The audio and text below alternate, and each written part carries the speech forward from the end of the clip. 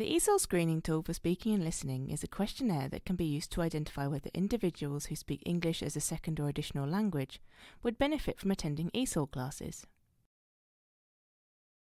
The ESOL Screening tool will allow you to identify if a prisoner needs further ESOL assessment, also known as an initial assessment. An initial assessment gives more information on an individual's reading, writing, speaking and listening skills and should be carried out by an ESOL specialist. The ESOL Screening tool has been designed to be used by any member of staff working in prisons. Staff do not have to be language specialists to use the tool.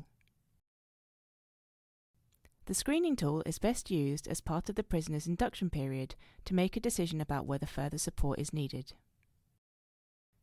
Let's take a closer look at the screening tool now. The ESOL Screening tool for speaking and listening consists of 3 parts. 1. Guidance on how the tool works and top tips for using it. 2. The ESOL Screening tool questions themselves.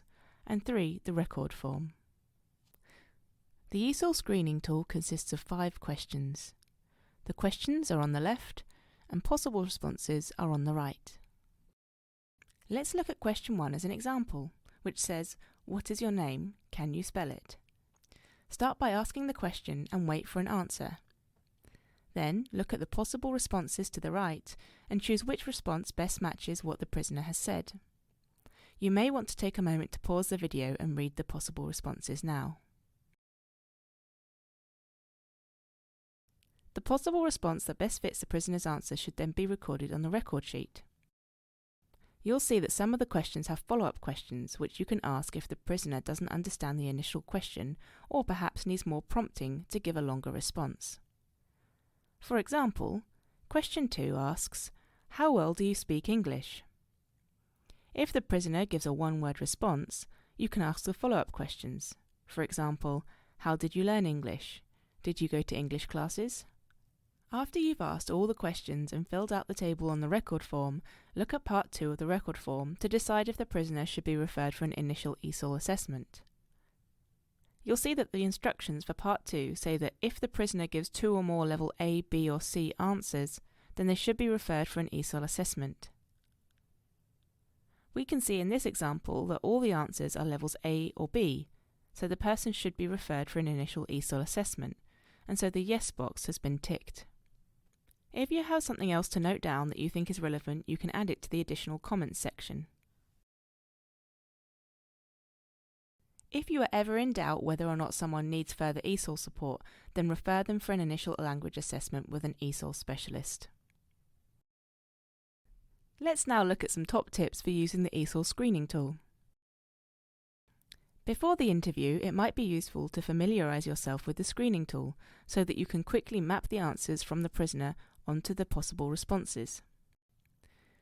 If possible, find a quiet room so that both you and the prisoner can hear one another clearly. At the start of the interview, remember to introduce yourself and tell the prisoner that you're going to ask them some questions to find out if they need help with their English. It's important to give people time to think when asked a question. As English is not their first language, they will need longer to process what they hear and to formulate a response. If an individual does not understand a question straight away or replies with a wrong answer, repeat the question more slowly and wait for them to answer.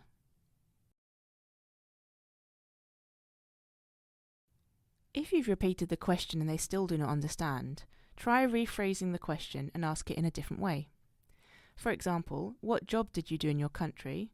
could be rephrased as, "Did you work in your country?" If the answer is yes, then you can ask, "What work did you do?" or "What was your job?" When in the interview, it's also useful to be aware of cultural differences. For example, in some countries such as Bulgaria and Iran, nodding your head can mean no. Depending on the prisoner's previous experience of authority figures, they may be suspicious, scared or uncooperative, which could affect how well they're able to speak. Therefore, it's useful to put them at ease and create a non-threatening atmosphere so that you can gain a truer picture of their speaking and listening skills in English. It's also useful to use pictures, gestures, and point at objects to aid comprehension. For example, question 5 asks, What is your favourite food? Here you could mime eating something, or you could also take in an apple or a picture of some food to support with understanding. If the results from the screening tool show that the prisoner needs a further assessment, they should be referred to an ESOL specialist from the Education Department. If they do not need an ESOL assessment, you might want to liaise with the Education Department to see if any other education might be necessary, such as functional skills. For more information, resources, blogs and research, visit the Bell Foundation website.